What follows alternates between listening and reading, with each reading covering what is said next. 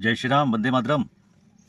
भारत का गुलामी का इतिहास रहा ये है कि सबको पता है कि हमारे यहाँ लंबे समय तक राज किया मुगलों ने।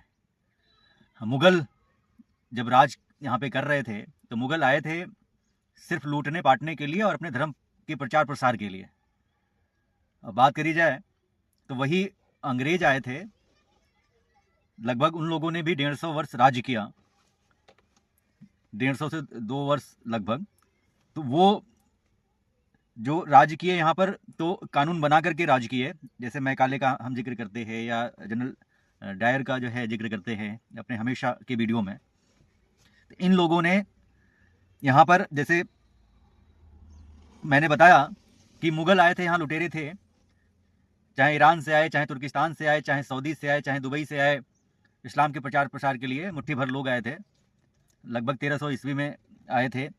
इस्लाम की स्थापना हुई है। इस्लाम जो है आदिकाल से नहीं था और नया नया यह मजहब बना, और ये मजहब है, विचारधारा है। और आजकल के जो जिहादी बच्चे हैं, मौलाना लोग मदरसे में सिखाते हैं कि सबसे पुराना हमारा जो है इस्लाम है, हमारा इस्लाम मजहब है, यानी कि धर्म का जो है नाम देते हैं। देखिए, इस्लाम कोई धर्म नहीं है, ना ही जो है ईसाई कोई धर्म है। जो अगर धर्म की बात करी जाए तो सनातन ही सिर्फ धर्म है, क्योंकि ये मजहब वाले जितने भी हैं यह सिखाते हैं कि अल्लाह ही सिर्फ पूजने योग्य है, अल्लाह ही इबादत योग्य है। 5 टाइम नमाज पढ़ी जाती है, 5 रकत की नमाज पढ़ी जाती है, 5 वक्त की नमाज पढ़ी जाती है। वह चिल्ला चिल्ला के माइक में बोलते हैं कि सिर्फ अल्लाह ही पूजने योग्य है। अल्लाहु अकबर, अल्लाह। तो अल्लाहु अकबर अल्लाह, या कहते हैं बिस्मिल्लाहिर रहमानिर रहीम, ला इलाहा इल्लल्लाह मुहम्मद रसूलुल्लाह। तो आप लोगों को समझ में नहीं आता है क्या? इसका मतलब सारांश यही है कि वो सिर्फ और सिर्फ कहते हैं कि अल्लाह के अलावा दुनिया में कोई पूजने योग्य नहीं है। और ये यहाँ पर जो भी दोगले हिंदू या जो उस समय की परिस्थिति रही है, देखिए मुगल आए थे तब तो परिस्थिति समझ में आती है कि तलवार के डर पे जो है सलवार उतार दी, ठीक है। या उसमें ये भी था कि कुछ लोगों ने, जैसे रिप्रोडक्शन होता है ना, तो मुगलिया आए दबंगई से, वो अपनी बीवी को लेकर के तो आए नहीं थे यहाँ पे। जब आए तो इन लोगों ने यहाँ की औरतों को या यहाँ की लड़कियों बेटियों को तलवार के डर पे राजाओं को मारते थे, चाहे और भी लोग थे उनको मारते थे, उनको घर में घुसते थे और उनसे जो है ज़बरदस्ती निकाह कर लेते थे या बलात्कार करते थे, रेप करते थे। उनसे जो बच्चे पैदा होते थे वो रिप्रोडक्शन में आता है। एक तो होता है तलवार के डर पे सलवार उतार लिए, एक होता है रिप्रोडक्शन। रिप्रोडक्शन जो था वो ऐसे होता था कि वो अपनी बीवी लेके तो आए नहीं थे, मैंने बताया बारंबार, तो यहाँ के ही महिलाओं को जबरन पकड़ते थे और उनके साथ रेप बलात्कार करते थे। बलात्कार करने के बाद उनसे जो भी बच्चा पैदा होता था इस्लाम के प्रचार प्रसार में लग जाता था। और ऐसे ही होता है माइग्रेशन। माइग्रेशन मतलब माइग्रेशन, रिप्रोडक्शन और कन्वर्जन मतलब धर्मांतरण। तो धर्मांतरण भी ऐसे होता था, दुआ ताबीज मंतारण करके, जादू टोना करके। ये सब चीज़ें आज भी चल रही हैं, ये तीनों व्यवस्था पूरे भारत में आज भी चल रही हैं। तो ऐसे ऐसे कर करके रिप्रोडक्शन हुआ। ये इन बच्चों को, जो नाजायज़ बच्चे पैदा हुए, इनको ज़बरदस्ती इस्लाम धर्म में कबूल करवा दिया गया। तो ये हैं हमारे भारत के जितने भी अब के राजनीतिक पार्टियां हैं, वो जो काम मुगल जो है तलवार के डर पे किए और अंग्रेज़ों ने कानून बना के किए, यही 1947 के बंटवारे के बाद इन लोगों ने, यानी कि कांग्रेसियों ने कानून बना के किया। और अपने जो संविधान को अम्बेडकर साहब ने लिखा था, तो उस संविधान को 1951 के बाद, पहला संशोधन 1951 में हुआ था जवाहरलाल नेहरू के समय में, जो कि स्टेट का मामला था, राज्यों का मामला था। और उसके बाद जो है 1954 में संशोधन हुआ। उसमें कई संशोधन थे जिसमें वफक वोट को लेकर चर्चा हो रही है, अभी शीतकालीन सत्र शुरू होने जा रहा है। तो ये विशेषता ये ध्यान देने योग्य है कि 1954 में चैरिटी शब्द का जो है इन लोगों ने इस्तेमाल किया था। चैरिटी को जो है दिया गया था, उसमें वफक कोट या वफक वोट का कोई जिक्र नहीं था। अरे वफ़ अगर करना है, वक़फ़ करना है तो आप अपने पर्सनल लैंड को, अपने पर्सनल कमाई हुई संपत्ति को आप दान दे सकते हैं ना। चैरिटी का मतलब क्या होता है? चैरिटी का मतलब ये होता है कि मैं इतना बड़ा बन जाऊं, इतना संप्रभु बन जाऊं, इतना सक्षम बन जाऊं कि मैं जो है डोनेट कर सकूं, चैरिटी कर सकूं, गरीबों के लिए आश्रम बनवाऊं और फ्री का जो है शिक्षा, फ्री का जो है एजुकेशन, फ्री का जो है भोजन, फ्री का जो है अनाज, फ्री का हर एक चीज़ मैं गरीबों के लिए कर पाऊँ। तो ये चैरिटी का मतलब ये होता है कि जो वांछित हैं या जो ज़रूरतमंद हैं उनको जो है चैरिटी किया जाता है। लेकिन देखा जाए तो कांग्रेसियों ने 1950 के बाद इतने महापाप किए हैं, लगभग 50 से अधिक महापाप किए हैं 1950 से लेकर के 2014 तक के। ये संविधान को रखेल बना करके जो है इन लोगों ने उसका उपयोग किया है, दुरुपयोग किया है और देश को जो है इस्लामीकरण की तरफ लेके चले गए हैं। तो ये बहुत बड़ा गहन मुद्दा है और यहाँ के जो लिबरल लोग हैं, यहाँ के जो भी बात करी जाए तो स्वार्थी लोग हैं, बात करी जाए देश के बेचने वाले लोग हैं, देश के गद्दार हैं, देश के जो भी ना ही राष्ट्र से कोई मतलब है, ना ही अपने धर्म से मतलब है। अपना पर्सनल फायदा हो तो मैं कन्वर्जन भी कर लूंगा, अपना पर्सनल फायदा हो तो अपनी बहन बेटियों को भी मैं बेच दूंगा, अपना पर्सनल फायदा हो कि अपने जो है बेटी को भी मैं वो कर दूंगा, पर्सनल फायदा हो तो मैं सब कुछ आपके लिए कर दूंगा। मतलब ये सारी चीजें व्यवसाय में आ चुका है, धंधा में आ चुका है। मतलब यहाँ के अब ऐसा मेंटालिटी सेट कर दिया गया है, अपने जो सनातनी लोग हैं उनके ऊपर इतना जो है प्रेशर और बर्डन है कि वो बेचारा अपना घर तो चला नहीं पा रहा है और आए दिन वो चैलेंजेस का शिकार हो रहा है और आए दिन प्रॉब्लम, परेशानियां बनी हुई हैं। अपना घर, इतनी महंगाई हो गई है। राष्ट्रवाद के लोग बात करते हैं और कहते हैं कि भैया देखिए कि हमें अपना रोजगार करने दीजिए। अगर उनको कोई मैसेज करो या बात बताओ, यार कहाँ है, चक्कर में पड़े हो, छोड़ो ये राष्ट्रवाद, ये फलाना ढमाका देश, अपना देखो। अगर आप मजबूत रहेंगे तो सब कुछ कर पाएंगे। तो भैया आप किसके लिए बना रहे हो? अपना बनाओ ना। वो तो कह रहे हैं कि अपना बनाओ और सरकार भी जो विकास कर रही है ना, तो सरकार को भी ये मैसेज है, सरकार बनाए, सरकार सब कुछ करे। वो तो इसी बात पे जो 3 सूत्रीय कार्यक्रम है रिप्रोडक्शन, 4 बीबी 40 बच्चे, तो ये खुद कहते हैं कि आप विकास करिए, आप भारत को तीसरे नंबर क्या, पहले नंबर की अर्थव्यवस्था लेके आइए। लेकिन हम लोग इतना रिप्रोडक्शन करेंगे कि भारत का जो भी विकास है या जो भारत में जितने भी बड़े से बड़े लोग हैं, चाहे आईएएस हो, चाहे पीसीएस हो, चाहे जज हो, चाहे वो कितने भी संप्रभु बन जाए, अंबानी हो या अपने यहाँ बिरला हो या चाहे जितने भी उद्योगपति हैं, आप उद्योगपति बनिए और केवल पूंजीवाद, पैसे के पीछे भागिए। कल को ज़्यादा नहीं 5 साल के बाद यह चैलेंजेस है, जितनी तेजी से रिप्रोडक्शन हो रहा है, जितनी तेजी से जमीनी स्तर पे इस्लाम काम कर रहा है, तो भारत जो बची हुई भूमि है बन जाएगा इस्लामिक देश। हम बारंबार ये कहते हैं भाई, हम भी एक आम आदमी हैं, हम भी आप लोगों के बीच में रहते हैं। और बाय द वे अगर मोदी जी बोलते हैं तो सोचो वो पॉलिटिक्स आप लोग समझते हैं ना, लेकिन अगर मोदी जी की बात करी जाए तो वो उनका कोई परिवार नहीं है, ना ही परिवार के लिए करते हैं जय जयकार। क्योंकि ये कलयुग चल रहा है ना, तो वो निस्वार्थ भाव से सेवा कर रहे हैं, लेकिन फिर भी आप लोगों को ये लगता है कि अपना वो घर भर रहे हैं। उनकी कोई बात करी जाए तो संपत्ति का ब्यौरा ले ले तो संपत्ति उनकी उतनी अर्जित नहीं हुई है और ना ही वो अर्जित करना चाहते हैं। जो सैलरी मिलती है वो राष्ट्र हित, देश हित, समाज के लिए कर देते हैं। बाकी जो फैसिलिटी मिलती है गवर्नमेंट की वो सिर्फ लेते हैं वो लोग। अगर वही हमारे महाराज जी की बात करी जाए, पूजनीय महाराज जी की, तो वो भी किसी पद या प्रतिष्ठा के लालची नहीं है, ना ही उनको कोई पद प्रतिष्ठा या उनको कोई सम्मान चाहिए। उन्होंने बारंबार सदन में भी बोला है, बारंबार उन्होंने हर जगह बोला है कि उतनी हमें पद प्रतिष्ठा मान सम्मान हमें मठ में मिल जाती है। और सही बात है, क्योंकि हम लोगों ने करीब से देखा है, जाना है, समझा है, बुझा है। तो वो लोग बोल रहे हैं जो कि देश की लीडरशिप कर रहे हैं, लेकिन हम तो आम आदमी हैं, आप लोगों के बीच के हैं।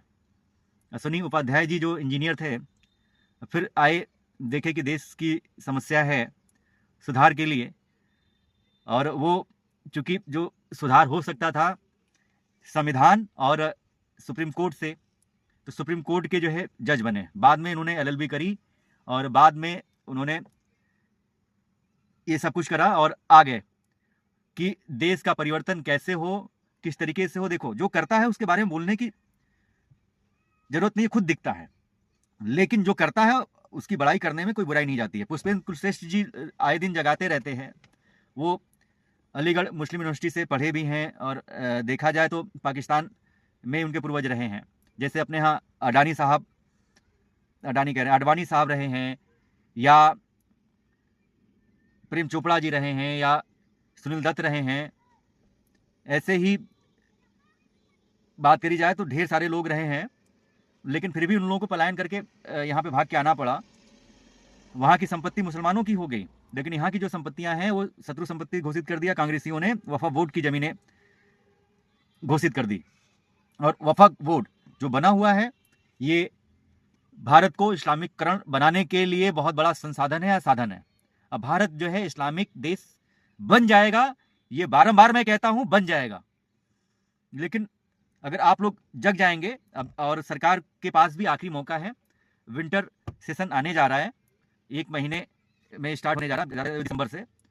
तो विंटर सेशन आज जो है मान के चलिए कि 10 तारीख है, 10 नवंबर है आज, जो है 10 नवंबर है, और 1 महीने बाद शीतकालीन सत्र स्टार्ट हो रहा है। तो चैलेंजेज है अपने गवर्नमेंट के लिए इसको पेश करने में, बजट को पेश करने में। अब बजट को पेश, ये देखिए कई बजट पेश होने हैं, कई बजट क्या मतलब कई बिल पेश होने हैं बजट के साथ साथ। तो इसमें जनसंख्या नियंत्रण बिल भी पेश होगा, और आपका 1 नेशन 1 इलेक्शन भी पेश होगा, जो कि कैबिनेट से मंजूरी मिल चुकी है। उसके अलावा आपका वफक वोट वाला अभी जो 5 अगस्त 8 अगस्त को किरण रिजिजू साहब ने इसको वफक वोट के ऊपर जो है बहस करी थी। और उससे पहले जो है हमारे पूर्व की सरकार में जो सांसद रहे हैं हरनाम सिंह यादव जी ने भी वफा वोट को लेकर के बिल पेश किया था। तो शुरुआत उन्होंने करी थी, और नेता भी धीरे धीरे जग रहे हैं, राष्ट्रवादी नेता भी जग रहे हैं, जो हमारे भाजपा में आए हैं या संघ में आए हैं, तो वो लोग जग रहे हैं, तो वो लोग पेश कर रहे हैं। कुछ मान के चलिए कि 90% पॉलिटिशियन गलत हैं, उन्हीं 90% लोगों के कारण जो भारत की ये हालत है। चैलेंजेज हैं कि भारत जो है इस्लामिक देश बनने के कगार पे आ चुका है।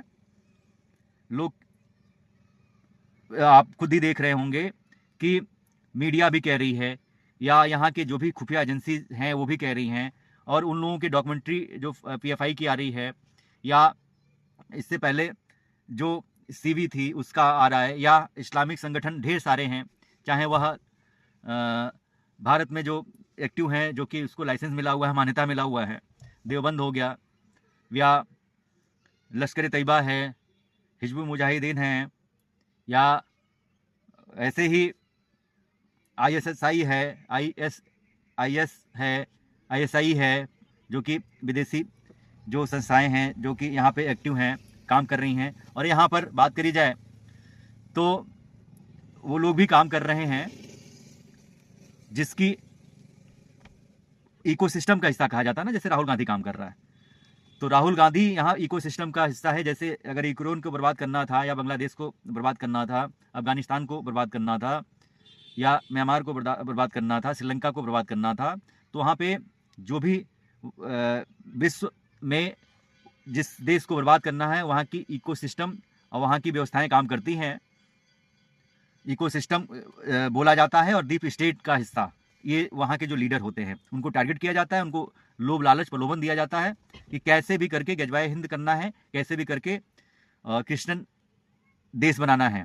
तो देश को बर्बाद करने का पूरा श्रेय ये जो भी भारत विरोधी तत्व हैं जो विदेश में बैठ के काम कर रही हैं, या हमारी जो संगठनें जो यहाँ पे काम कर रही हैं इस्लामिक, और यहाँ पे मान्यता मिली हुई है सरकारें या सुप्रीम कोर्ट, जैसे मदरसा में होता यह है कि बच्चों को जिहाद का पाठशाला सिखाया जाता है, हिंदुओं को कैसे सर तन से जुदा करना है और उनकी बहन बेटियों को कैसे प्यार की बातें करके और लव जिहाद करना है, या जो है अपने दोस्तों को आप मिलिए, सब कुछ करिए और उनके साथ कैसे पीछे से चाकू घोंपना है, चाकू घोंप करके कैसे भी उनकी जो है जनसंख्या को कम करना है।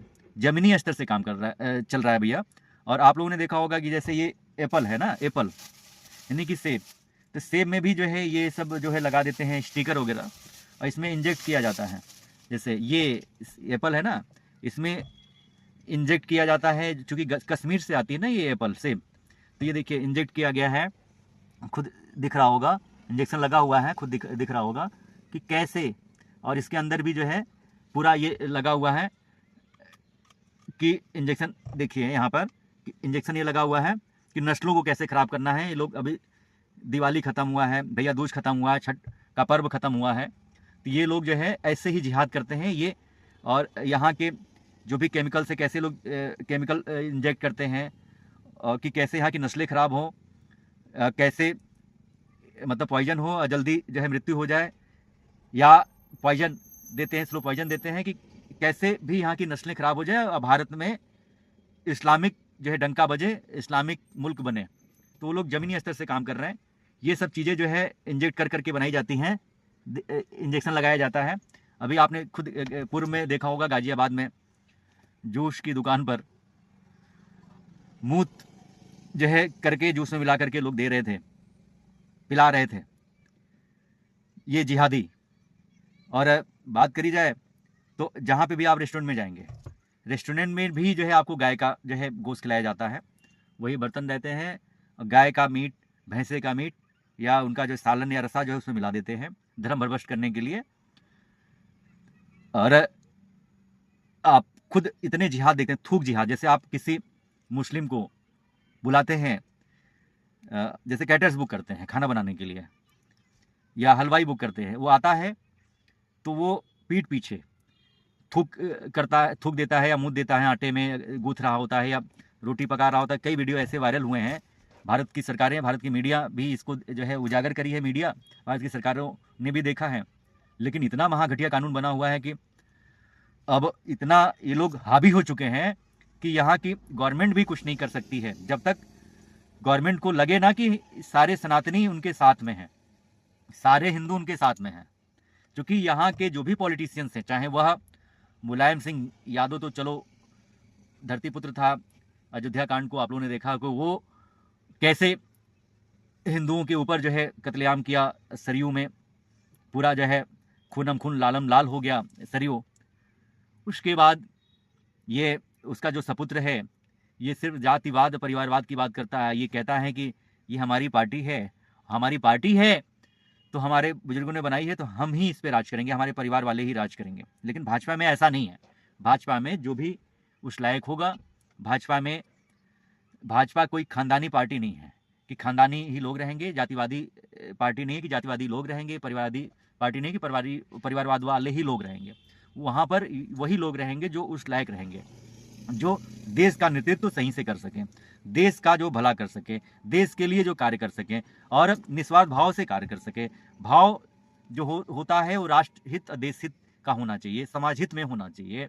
और जो अगर धरती माँ से प्यार करता है, राष्ट्र से प्यार करता है, राष्ट्र से प्रेम करता है, वो अगर संघ की बात करी जाए तो वो संघ की पार्टी है। संघ जो है, जैसे कोई भी सुनामी आ जाए, कोई भी आपातकालीन स्थिति आ जाए, कोई भी बाढ़ आ जाए, सबसे पहले हमारी जो संघ है वो जाती है, आर्मी बाद में जाती है। तो संघ देश के लिए समर्पित है, राष्ट्र के लिए समर्पित है। और राष्ट्र जो होता है वो संघियों का है, समाज का कार्य है। जो मंदिर की बात करी जाए या राष्ट्र की सुरक्षा की बात करी जाए, ये तो समाज का कार्य है और सामाजिक में सनातनियों का कार्य है। वही देश की रक्षा के लिए अपने मोदी जी कार्य कर रहे हैं, अमित शाह जी कार्य कर रहे हैं, लेकिन उनका सहयोग भी तो हम सनातनियों का मिलना चाहिए ब्रो। हमारे सनातनी भाइयों, तो ताकत मिलेगी तभी। जो ये इतने महापाप हुए हैं, इतने महापाप हुए हैं 50 से अधिक, हम तो सिर्फ कहते हैं कि 5 से 6 महापाप को खत्म कर दीजिए। सिर्फ और सिर्फ वर्शिप एक्ट जो बना था, पूजा स्थल कानून, और माइनॉरिटी कन्वेंशंस, माइनॉरिटी ये रहे नहीं, अल्पसंख्यक ये रहे नहीं, और वही बात करी जाए वक़फ़ बोर्ड को पूर्णतः समाप्त हो जाना चाहिए, पूर्णतः समाप्त हो जाना चाहिए। इसलिए समाप्त हो जाना चाहिए क्योंकि संशोधन करेंगे तो इस्लामीकरण होगा, भारत बन जाएगा इस्लामिक राष्ट्र। यही आखिरी मौका है। विंटर सेशन 2024 लास्ट जो विंटर सेशन आ रही है यही, उसके बाद से फिर ना ही ऐसा जो कोई लीडर मिलेगा मोदी और योगी जैसा, ना कोई, क्योंकि उन लोगों की जनसंख्या बढ़ती चली जा रही है। जो 15 साल के अभी आज के बच्चे हैं ना, वो 27-28 में वो 18 साल के हो जाएंगे। रिप्रोडक्शन इतनी तेजी से चल रहा है, प्री प्लान्ड वे में काम चल रहा है। हिंदू तो सिर्फ हम हमारे 1 या 2, और भी कभी कभी ऐसा होता है कि देर से शादियाँ होती हैं, पीरियड आना बंद हो जाता है, तो वो बच्चे भी पैदा नहीं होते हैं, तो पति पत्नी ही अपना जीवन एक साथ निर्वहन कर देते हैं, गुजार देते हैं। तो वो यहाँ पर ये संस्कारें हैं। तो संस्कार में अब जैसे धर्म की बात होती है ना, तो बेधर्मी लोग सम्मिलित हो गए हैं इसमें। तत्काल तुरंत वर्शिप एक्ट, माइनॉरिटी कमीशंस, वक्फ बोर्ड, और प्लस जो है ये आपका विदेशी चंदा जो कानून बना हुआ है, जिससे इस्लाम फल फूल रहा है।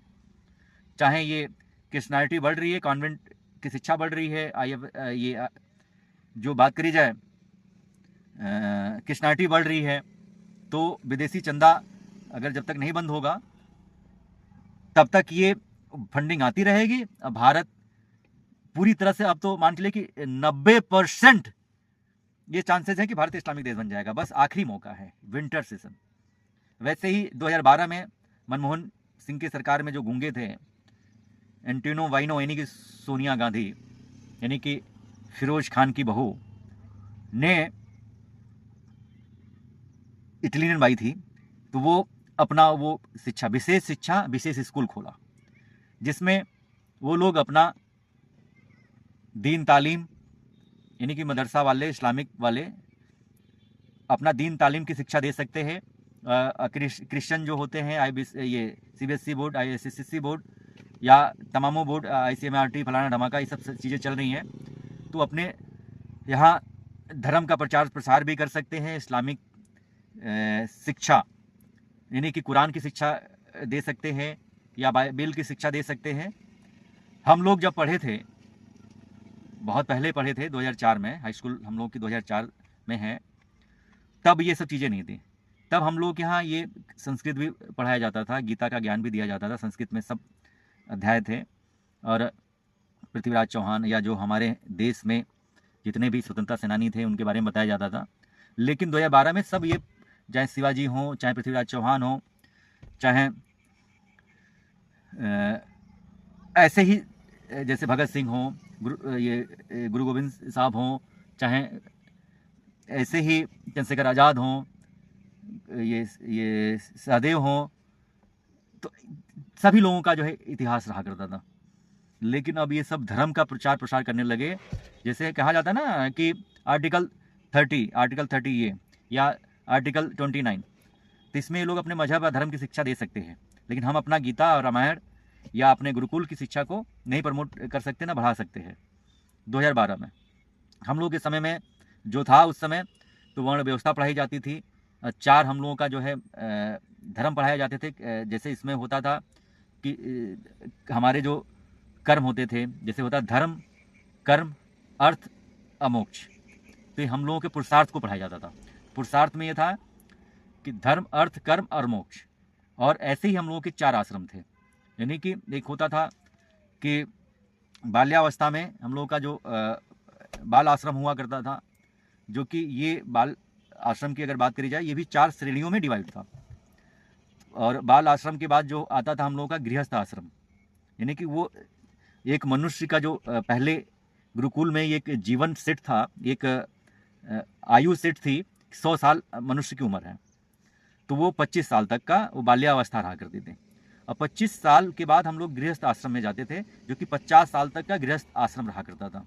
उसके बाद से जो है 50 साल बाद जो है 50 साल से लेकर 75 साल तक का वानप्रस्थ आश्रम रहा करता था। और वानप्रस्थ आश्रम 75 साल के बाद जो है संन्यास आश्रम होता था, जो कि हम लोग सिर्फ संन्यास और ईश्वर की आराधना कर सकते हैं। अब बात रही यही कि ये जो इस्लामिक लोग हावी हो चुके हैं, या यहाँ की जितने भी पॉलिटिकल पार्टियां हैं अपने पर्सनल फायदे के लिए और धन अर्जित करने के लिए, अपने आप को बढ़ाने के लिए, जातिवाद और परिवारवाद। देखिए, अगर हम क्षत्रिय हैं, अगर क्षत्रिय समाज बनाएंगे, क्षत्रिय समाज अब इस समय जो है इतनी आबादी बढ़ चुकी है कि ये जैसे ब्राह्मण होता है ना, ये क्षत्रिय होता है, तो क्षत्रिय पूरा समाज इकट्ठा होगा तो ये इस्लाम वाले इसको तोड़ देंगे। अगर बात करी जाए, ये बीच का होता है ओबीसी, जिसको हम लोग दे दिए हैं ना, तो ओबीसी यानी कि बैस, तो बैस को ये लोग तोड़ सकते हैं। ऐसे ही शूद्र आता है, तो शूद्र को अगर बात करी जाए तो शूद्र को भी ये लोग तोड़ सकते हैं। जैसे हम अब यहाँ की बात करते हैं, ये मान चलिए ब्राह्मण है जो संकेत देता है, इंडेक्स जिसको बोलते हैं, संकेत देता है, आदेश देता है अपने धर्म के बारे में, सनातन धर्म के बारे में, कि कैसे आगे बढ़ेगा और धर्म संस्कृति की रक्षा कैसे होगी। और लोग ये सब जो आजकल हैं ब्राह्मणों की बुराई करते हैं कि जाति व्यवस्था ब्राह्मण ने बनाई। अरे जाति व्यवस्था के चक्कर में ये आप लोग क्यों पढ़ रहे हैं? क्योंकि फूट डालो राज करो, या ऐसी रणनीति अपनाई जा रही है, फूट डालो राज करो, डिवाइड एंड रूल। ये जो है अंग्रेजों ने किया, मुगलों ने किया शासन। भाई देखो, एक घर में अगर पूरा संयुक्त परिवार रहा करता था, ज्वाइंट फैमिली, तो देखते थे कि एक ही घर से कई जगह से धुएं आ रहे हैं, अलग अलग गेट पे अलग अलग चप्पल रखे हुए हैं, तो कहते थे यार इन लोगों के अंदर एकता नहीं है, ये लोग एक नहीं है, खाना अलग अलग बनता है, तो इनको ऊपर राज करना संभव है, असंभव नहीं है।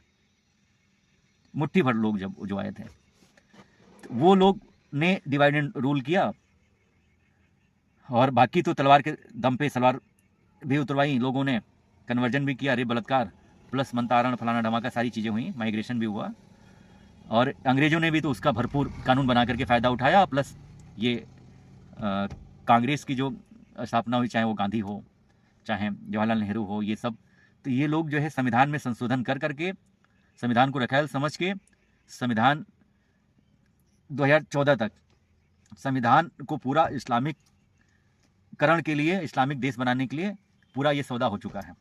और ये सब ढोंग करते हैं, मंदिरों में जाते हैं, जैसे मान चलो कि अगर काशी विश्वनाथ गए रुद्राक्ष पहन के जाएंगे, वही वायनाड जाएंगे केरला में तो यीशु का पहन के जाते हैं, अगर वही कहा जाए कश्मीर में जाते हैं तो टोपी लगा के जाते हैं। अगर जहाँ मुस्लिम बाहुल्य क्षेत्र हैं, जैसे हमने बताया था बहुत पहले कि भारत की डेमोक्रेसी बहुत तेज़ी से बदल रही है। भारत में 28 स्टेट हैं, 28 स्टेट में यानी कि 9 राज्य ऐसे हैं वहाँ की डेमोक्रेसी पूरी तरह से बदल चुकी है। वैसे ही अगर बात करी जाए, भारत में टोटल 800 ज़िले हैं, 800 ज़िलों में से लगभग 250 ज़िले, यानी कि 200 और 300 के बीच में लगभग 250 ज़िलों की डेमोक्रेसी पूरी तरह से बदल गई है। वहाँ पर धर्म भावना की बात नहीं होती है, विश्व कल्याण की बात नहीं होती है, नारीतु नारायणी की बात नहीं होती, सिर्फ इस्लाम की बात होती है। अगर आप ये भी नहीं बोल सकते कि गर्व से कहो हम हिंदू हैं।